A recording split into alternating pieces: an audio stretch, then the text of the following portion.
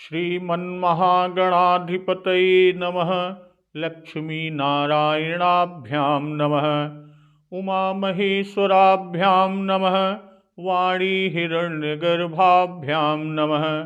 शचीपुरन्दराभ्यां नमः। मातापितृचरणकमलेभ्यो नमः। इष्टदेवताभ्यो नमः। कुलदेवताभ्यो नमः। ग्राम देवताभ्यो नमः। स्थान देवताभ्यो नमः। वास्तुदेवताभ्यो नमः। सर्वेभ्यो देवेभ्यो नमः। सर्वेभ्यो ब्राह्मणेभ्यो नमः। श्री गुरुचरणकमलेभ्यो नमः। ओम सिद्धिबुद्धिसहिताय श्रीमन्महागणाधिपतये नमः।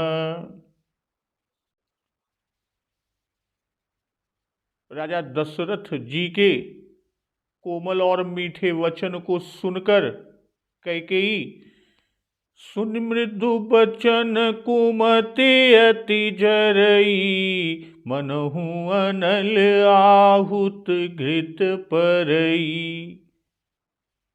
राजा जी के कोमल वचन को सुनकर दुर्बुद्धि कैकेयी अत्यंत जल रही है और ऐसा कि मानो अग्नि में घी की आहुतियां पड़ रही हैं। राजा जी के कोमल वचन से उसी तरह कैकेयी के अंदर की आग और दहक उठती है और प्रज्वलित हो जाती है, जैसे अग्नि में घी की आहुति पड़ने से होती है। और कह रही है कि कहि करऊ किनि कोटि उपाया, इहाँ न लागी राउरी माया। देहु की लेहु अजसु करि नाही, मोहिन बहुत प्रपंच सोहाही। कई कह रही है कि आप करोड़ों उपाय क्यों न करें, किंतु यहां आपकी माया, आपकी कोई भी चालबाजी नहीं चलेगी। या तो मैंने जो मांगा है सो दे दीजिए, और नहीं तो ना ही करके अपयश के भाजन बनिए या अपयश को लीजिए। मुझे बहुत प्रपंच, बहुत बखेड़े नहीं सुहाते। और आगे कह रही है कि राम साधु तुम साधु सयाने, राम मातु भली सब पहिचाने। जस कौशिला मोर भलता का, तस फल उन्हीं देऊ करि साका। राजा दशरथ जी से कह रही हैं कि राम साधु हैं और आप सयाने साधु हैं, और राम की माता भी भली है। मैंने सबको पहचान लिया, और कौशल्या ने मेरा जैसा भला चाहा है, मैं भी साका करके याद रखने योग्य उन्हें वैसा ही फल दूंगी। और इस तरह कैकेयी कह रही है, होत प्रातु मुनि बेश धरी, जोन राम बन जाई। मोर मरनु राउर यजस, नृप समुझिय मन माही। सवेरा होते ही मुनि का वेश धारण कर यदि राम वन को नहीं जाते, समझ लो राजन कि मन में यह निश्चय समझ लीजिए कि मेरा मरना होगा और आपका अपयश। आज का प्रसंग इसी के आगे। अस कही कुटिल भई उठ ठाढ़ी, मानहु रोष तरंगिनी बाढ़ी। पापु पहाड़ प्रगट भई सोई, भरी क्रोध जल जाई न जोई। दोबर कूल कठिन हठ धारा, भंवर कुबरी बचन प्रचारा। ढाहत भूप रूप तरुमूला, चली विपत्ति बारिधि अनुकूला। लखी नरेश बात फुरि साची, तियमिस मीचु शीस पर नाची। गहि पद विनय कीन्ह बैठारी, जनि दिन कर कुल होसी कुठारी। मांगू माथ अबहि देऊँ तोहि, राम बिरह जनि मारसि मोहि। राखू राम कहूँ जेहि तेहि भांति, नाहित जरिहि जन्म भरि छाती। देखी व्याध असाध नृपु, परऊ धरनि धुनि मात। कहत परम आरत बचन, राम राम रघुनाथ। जब इतना कुछ कह चुकी कि राम मुनि का वेश धारण कर वन में जाएं, और अगर नहीं जाते तो हे राजन, मन में यह समझ लीजिएगा, निश्चय कर लीजिएगा कि मेरा मरना होगा और जिससे आपका अपयश होगा। इतना कहकर इस तरह से कही, अब कुटिल कैकेयी उठ खड़ी हुई और ऐसे जैसे मानो क्रोध की नदी उमड़ पड़ी हो। नदी पाप रूपी पहाड़ से प्रकट हुई है कि पापु पहाड़ प्रगट भई सोई, भरी क्रोध जल जाई न जोई।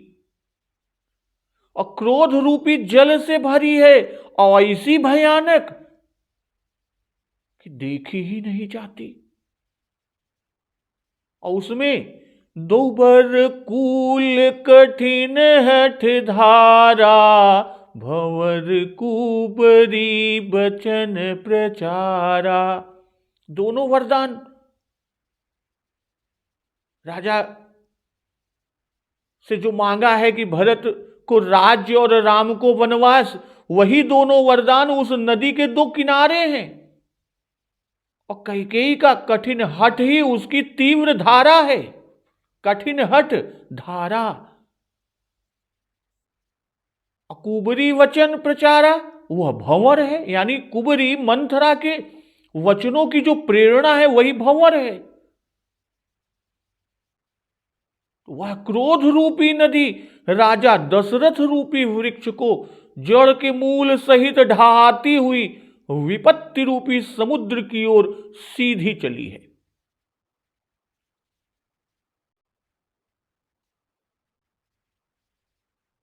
यहां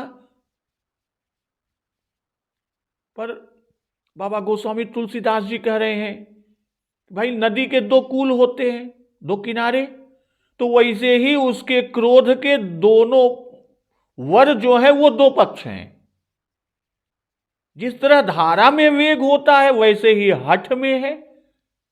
और भंवर जिस तरह मनुष्य को निकलने नहीं देता, या भंवर में से मनुष्य का निकलना कठिन हो जाता है, वैसे ही कुबरी के वचन परिस्थिति को और कठिन कर रहे हैं। भाव या क्रिया की गहनता को प्रदर्शित करने के लिए, द्योतित करने के लिए बाबा गोस्वामी तुलसीदास जी ने प्रायः नदी और समुद्र के रूपक का आश्रय लिया है। चित्रकूट में अपने भाइयों के सहित श्री रामचंद्र जी जनक से मिलकर उन्हें अपने आश्रम में ले जा रहे हैं। वह समाज ऐसे शोक से भरा हुआ था कि उसका प्रत्यक्षीकरण भी रूपक ही के द्वारा हो सकता था, और जैसा बाबा गोस्वामी दास जी वहां पर भी किए हैं। तो अस कही कुटिल भई उठी ठाढ़ी, मानहु रोष तरंगिनी बाढ़ी। भाई उठ ठाढ़ी, लो जो कुछ हमें कहना था सो कह दिया, अब मैं यहां से चली जा रही हूं। अब जो मुख्य बात रही वो का कही दी ना, यही होए, एमा कोनो रद्दो बदल अदल बदल नहीं हो। एक बात व्यर्थ प्रपंच की बातें के सुने, तो ऐसी जगह से टल जाब, हट जाब, अच्छा होता है। मानहु रोष तरंगिनी बाढ़ी। भाई रोष की नदी की उत्प्रेक्षा बाबा गोस्वामी तुलसीदास जी ने किया, और उठ खड़ी होने से ऊंची हो गई। इसी से नदी की बाढ़ की उपमा बाबा गोस्वामी दास जी ने दिया। रोष तरंगिनी, जैसे नदी जलमय है वैसे ही कैकेयी रोषमय है। जिस तरह बाढ़ के जल से बढ़ी हुई नदी में बार बार तरंगे उठती हैं, ठीक वैसे ही कैकेयी में क्षण क्षण पर रोष की तरंगे उठती हैं। तो यहां नदी का रूपक बांधा, क्योंकि कैकेयी स्वयं ही बहकर विपत्ति रूपी समुद्र में गिरने चली और राजा को भी बहा ले गई कि ढाहत भूप रूप तरुमूला। और यह नदी पाप पहाड़ प्रगट भई सोई, भरी क्रोध जल जाई न जोई। भाई पर्वत से पहाड़ शब्द अधिक भारी, अधिक गुरुता है। पहाड़ यानी भारी पर्वत, तो भारी नदी भारी पर्वत अर्थात पहाड़ से निकलती है। तो वैसे ही कैकेयी अपने भारी पाप से पैदा हुई है।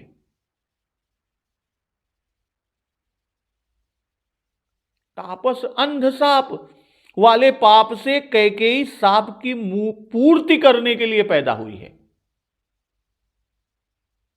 कैकेयी का मानसी पाप पहाड़ है, जिसे रोष रूपी नदी प्रकट हुई। कैकेयी का यह रोष पाप व वासना से हुआ, और कौशल्या मेरा बुरा चाहती है।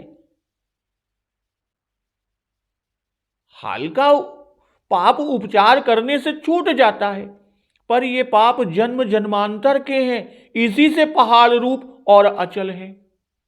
भाई बाबा गोस्वामी तुलसीदास जी बाल कांड में क्रोध को पाप का मूल कहा है।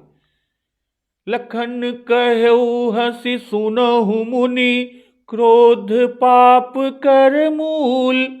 और यहां पर पाप को क्रोध का मूल कहते हैं। भाई रोष तरंगिनी का पाप पहाड़ से प्रकट होना कहा, अर्थात क्रोध का पाप से उत्पन्न होना कह रहे हैं। तो दो जगह दो परस्पर विरोधी बातें बताकर बाबा गोस्वामी तुलसीदास जी बता रहे हैं कि दोनों एक दूसरे से होते हैं, यानी क्रोध से पाप होता है और पाप से क्रोध होता है। और न्याय की भाषा में दोनों अन्योन्याश्रय हैं। भरी क्रोध जल जाई न जोई।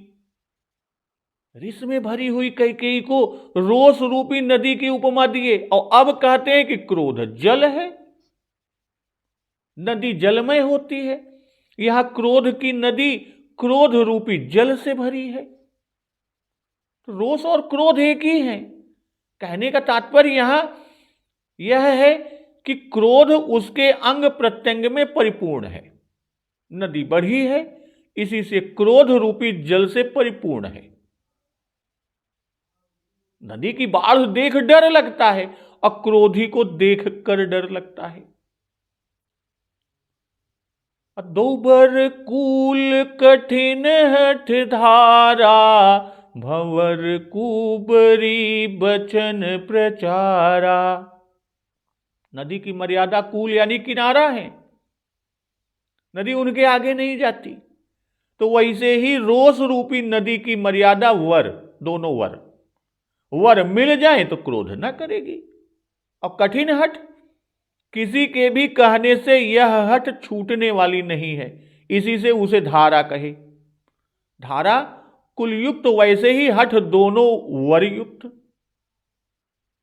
कहने का तात्पर्य यहां कि दोनों वरदान पाने के लिए ही कैकेयी का हठ है।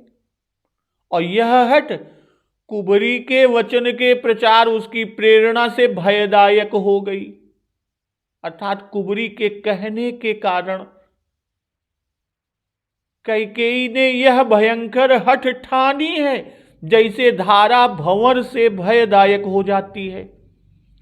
तो भंवर कुबरी बचन प्रचारा, कहाई करहु किन कोटि उपाया। से अगर हम देखें और ये कहें कि होत प्रात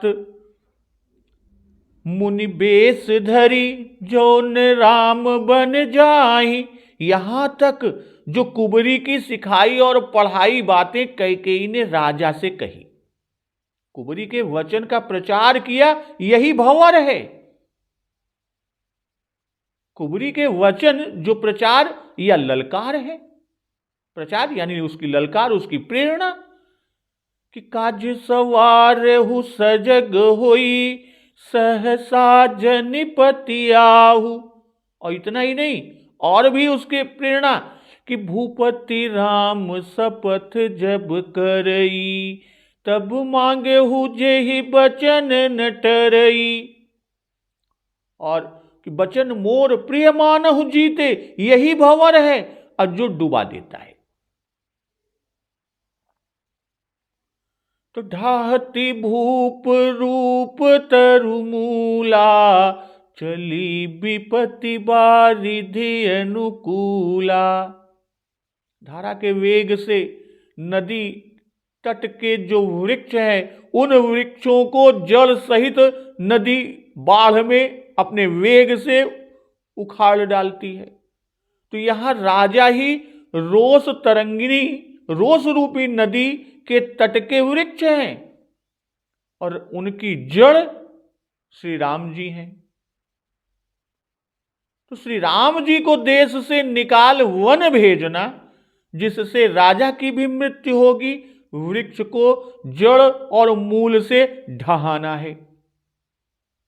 चली विपत्ति बारिधि अनुकूला, कि आप विपत्ति रूपी समुद्र को प्राप्त होंगी, विपत्ति में जा गिरेंगी। ऐसे धर्मात्मा और आज्ञाकारी पति का नाश होगा।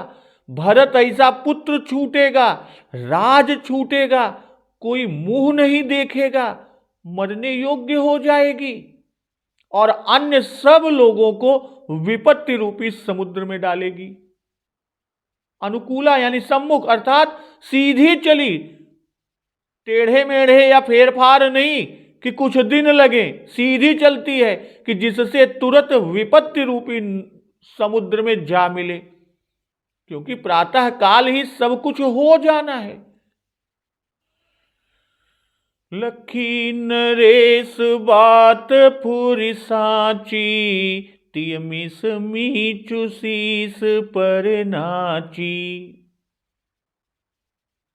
राजा ने अब समझ लिया कि बात सचमुच साचे हो, साची वाली बात ठीक है और सच ही स्त्री के बहाने मेरी मृत्यु मेरे सिर पर नाच रही है। गही पद विनय कीन बैठारी, जन दिन कर कुल होसी कुठारी। राजा ने कैकेयी के चरण पकड़कर उसे बिठाकर विनती की कि सूर्य वंश के लिए कुल्हाड़ी मत बन, यानी सूर्य वंश रूपी वृक्ष के काटने के लिए कुल्हाड़ी न बन। मांगू मात अब ही देऊं तो ही, राम बिरह जनि मारसी मोही। मांगू मात अब ही देऊं तो ही, तू मेरा मस्तक मांग ले, मैं अभी दे दूं, पर राम वियोग में मुझे मत मार। राखु राम कहूं जेहि तेहि भांति, नाही तजरि जन्म भरी छाती। जैसे तैसे राम को रख ले, और नहीं तो जन्म भर तेरी छाती जलेगी। और राजा जी, देखी व्याधि असाधि नृपु, पर उधरनि धुनि मात, कहत परम आरत बचन, राम राम रघुनाथ। राजा ने देखा कि रोग असाध्य है, और तब राजा जी माथा पीट कर पृथ्वी पर गिर पड़े और बड़े आर्त स्वर से राम राम रघुनाथ ये आर्त वचन कहने लगे। लखी नरेश बात पूरी साची, तिय मिस मीचु शीस पर नाची। अर्थात रिस परिहास झूठ है, यह बात रिस परिहास वाली नहीं है, बात पूरी अर्थात साचे हो साची वाली बात है। साची यानी सत्य है। जो राजा ने कैकेयी से पूछा था कि एक ही बात मोहि दुख लागा, बर दूसर यस मंजस मांगा, सो रिस परिहास की साचे हु साचा। तो कैकेयी के अब की बार के वचनों में अब उन्होंने स्वयं यह निश्चय जान लिया कि यह बात न तो रिस वाली है न परिहास वाली है, वह तो साचे हूं साची वाली बात है।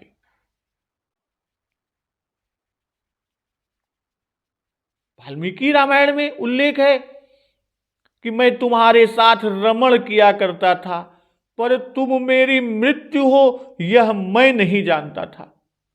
जैसे एकांत में बालक सर्प से खेलकर अपनी मृत्यु बुलाता है, उसी प्रकार मैंने तुम्हारा साथ किया। तुम मेरा नाश चाहने वाली हो, अहित चाहने वाली हो, शत्रु हो। मैंने तुमको मृत्यु के समान अपने घर में रखा। भयंकर विष वाली सर्पणी को अज्ञान से मैंने अंक में धारण किया, और उसी कारण आज मैं मारा जाता हूं। तो राजा जी, गही पद विनय कीन्ह बैठारी, जन दिन कर कुल होसी कुठारी। पहले कहे थे कि अस कही कुटिल भई उठी ठाढ़ी, इसलिए पैर पकड़ कर अब विनय करके कैकेयी को बिठाया। क्या विनय किया वह आगे कहते हैं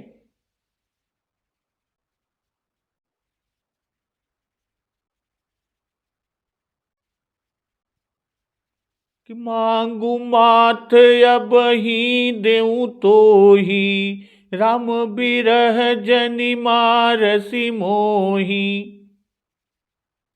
तो राजा दशरथ जी ने स्त्री के चरण नहीं पकड़े, वरन शारदा व मृत्यु के चरण। कि तिय पद भूपति नहीं गही, गही शारदा पाओ, किंतु मीचु तिय शीस पर, गही पद विनय सुनाओ। पर इस खींच की जरूरत थी क्या? भाई आर्त दीन दशा में हठी को समझाने और अपने अनुकूल बनाने के लिए हाथ जोड़ना, पैर पकड़ना, ये सब साधारण बातें हैं। वाल्मीकि जी ने भी प्रत्यक्ष यही कहा कि कैकेयी मैं तेरे हाथ जोड़ता हूं, तेरे पैर छूता हूं, रामचंद्र की रक्षा कर, जिसमें मुझे अधर्म न हो। मैं तुम्हारे चरण छूता हूं, तुम प्रसन्न हो जाओ। और वह यहां भी है कि दुष्ट से पाला पड़ता है, तब क्या नहीं किया जाता। पहले जब कैकेयी को भारी ऋषि से जलते देखा, तब तलवार के रूपक में बांधा बाबा गोस्वामी तुलसीदास जी ने। तब भी राजा ने कैकेयी से अपने जीने के लिए विनय की थी कि जिये मीन बरु बारी भी ही ना। और उस विनय को सुनकर वह जल उठी थी कि सुन मृदु बचन कुमति अति जरई। इसी कारण राजा अब की बार अपने प्राणों के लिए विनती नहीं करते, दिनकर कुल के बचाने और अपने को राम विरह से बचाने की विनती कर रहे हैं कि जन दिनकर कुल होश कुठारी। रघुकुल रूपी वृक्ष से सबका उपकार है, यह सबको विश्राम देने वाला है। जो कहो कि सत्य की सराहना करके दानी बने, अब ऐसा क्यों नहीं कहते हो? या यह कि मुझे कुठारी कहते हैं और आप सत्यवादी बनकर मिथ्या बोलते हैं, तो उस पर आगे कहते हैं कि मांगो माथ अब ही देऊं तो ही, राम बिरह जनि मारसी मोही। राम की रक्षा के बदले या दूसरे वर के बदले मेरा सिर चाहे तो अभी काटकर मैं दे दूं। सिर देने से केवल मेरे प्राण जाएंगे, रघुकुल तो बच जाएगा। राम वनवास से दिनकर का कुल ही नाश हो जाएगा। राम विरह में मरना अत्यंत असहनीय है, उसमें तड़प तड़प कर मरण होगा और सिर काट देने में दुख न होगा। अब मस्तक देने से यश होगा। यह मृत्यु सुखद है और विरह वाली मृत्यु विषम है। कह यह न कहे कि तुम्हारे वचन का क्या ठिकाना, एक बार अभी देने को कहा सो नहीं देते, आगे की कौन प्रतीति माने, कौन विश्वास करे? तो उस पर कहते हैं अब ही देव तो ही तुरंत देता हूं, तुम्हारे मांगने भर की तो देर है, मांग कर तो देखो। क्योंकि राजा कैकेयी को इस दशा में देखकर समझ गए कि तीर के बहाने मेरी मृत्यु सिर पर नाच रही है, अर्थात तू ही तो मृत्यु रूप है, ले मैं अपना माथा बलि देता हूं। प्राण लेने आई है तो ले, और मैं प्रसन्न होकर दिए देता हूं, पर यह कृपा कर कि राम विरह में हमको न मार। अब वही देव तो ही, राम को वनवास देने में बड़ा क्लेश है, दिया नहीं जाता, और सिर देने में क्लेश नहीं, इसलिए इसे तुरंत दे दूंगा। जे ही ते ही भांति, आदर से व निरादर से, जैसे बने तैसे।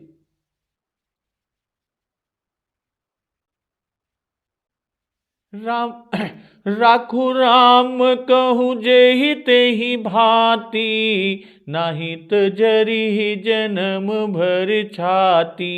तो जे ही ते ही भांति, जैसे तैसे, ज्यों त्यों।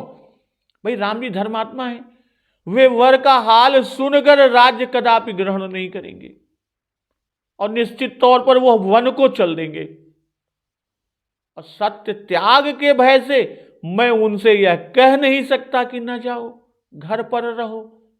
इसी से राजा कैकेयी से कहते हैं कि राखु राम कहूं जे ही ते ही भांति, कि तू उन्हें वन जाने से रोक कर घर में रख, और तेरे कहने से वे रह सकते हैं और किसी तरह नहीं रुक सकते। राखु जे ही ते ही भांति, भाई जैसा कैकेयी कि परम प्रिय विप्र वधुओं आदि ने भी कहा है कि गुरुगृह बसहु राम तजि गेहू, नृपसन यस बर दूसर लेहू। और ये भी कहते हैं नाहित जरिह जन्म भर छाती। मैं तो मर जाऊंगा पर तेरी छाती जन्म भर जलेगी, जब तक जिंदा रहोगी तब तक छाती में जलन होगी। जैसा गीतावली में कहा कि कैकेयी जो लो जियति रही, तव लो बात मातु सो मुह भर भरत न भूली कही। राजा जी देख रहे हैं कि देखी व्याधि साधि नृपु, पर उधरनि धुनि मात, कहत परम आरत बचन, राम राम रघुनाथ। भाई रोष तरंगिनी के रूपक में बाबा गोस्वामी तुलसीदास जी जो कहे कि ढाहत भूप रूप तरुमूला, और उसी को यहां इस दोहे में चरितार्थ करते हैं कि पर उधरनि धुनि मात। जब राजा जी ने देखा कि यह रोग असाध्य है, भाई व्याधि की चिकित्सा करना शास्त्राज्ञा है, जहां तक बस चले औषधि करनी चाहिए, न करने से मनुष्य दोष का भागी होता है। और रोग असाध्य होने पर क्या किया जाए, तब तो मनुष्य लाचार ही है। यहां राजा पैरों में पड़े, विनती किए, सिर काटकर देने को कहे, और जहां तक चिकित्सा हो सकती थी बस भर वह सब कुछ कर देखा, कोई कारगर न हुई, कोई भी चिकित्सा कारगर नहीं हुई।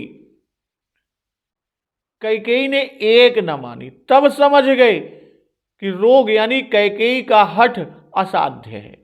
यह रोग क्या है? असाध्य रोग कौन सा है? कैकेयी का हठ, और यह राम को अवश्य वन देगी। यह समझकर माथा पीट कर राजा दशरथ जी पृथ्वी पर गिर पड़े और परम आर्त वचन राम राम रघुनाथ कहने लगे, अर्थात भावी विरह समझ कर व्याकुल हो गए। अब असाध्य रोग, तो असाध्य रोग वह है जो परम औषधियों से भी निवृत्त ना हो, उनसे दूर ना हो। राजा ने विचारा कि महाभेषज के स्थान अपनी मृत्यु का और इसके जन्म पर्यंत छाती जलने का भय मैंने इसको दिया, तो भी इसने नहीं ही माना। इससे यह रोग असाध्य जान पड़ता है, और सिर पीटा कि हाय मैं इस पापनी के घर क्यों आया, वर देने के समय विचार क्यों न किया। भाई निराश होने पर, बहुत शोक और पश्चाताप होने पर लोग सहज ही माथा पीटते हैं, धरती पर लौटते हैं, अब भगवान को उस संकट में याद करते ही हैं। वाल्मीकि रामायण में कि दुष्ट अभिप्राय रखने वाली कैकेयी ने छल कपट रहित दीन तथा अत्यंत विलाप करने से लाल आंसू भरी हुई आंखों वाले पति का अद्भुत और दयनीय विलाप सुनकर भी उनके वचनों का पालन न किया, प्रसन्न न हुई और कटु वचन बोलती ही रही, हठ नहीं छोड़ी। इस तरह राजा व्याकुल हो जाते हैं, शरीर शिथिल पड़ जाता है, और ऐसे मानो हथनी ने कल्प वृक्ष को उखाड़ डाला। और कैकेयी ने कड़ुए कठोर वचन बोले, और मानो घाव में विष का फाहा दे रही है, विष का लेप लगा रही है। तो इन प्रसंगों का श्रवण अमृत रसपान हम लोग अगले दिवस की कथा में श्रवणामृत रसपान करेंगे। तो आज का प्रसंग खत्म करने के पूर्व भूत भावन भगवान शिव शंकर जी की एक स्तुति के साथ, जय शिव शंकर, जय भोलेनाथ। नागेन्द्रहाराय त्रिलोचनाय भस्मांगरागाय महेश्वराय नित्याय शुद्धाय दिगंबराय तस्मै नकाराय नमः शिवाय। मंदाकिनी सलिल चंदन चर्चिताय नंदीश्वर प्रमथनाथ महेश्वराय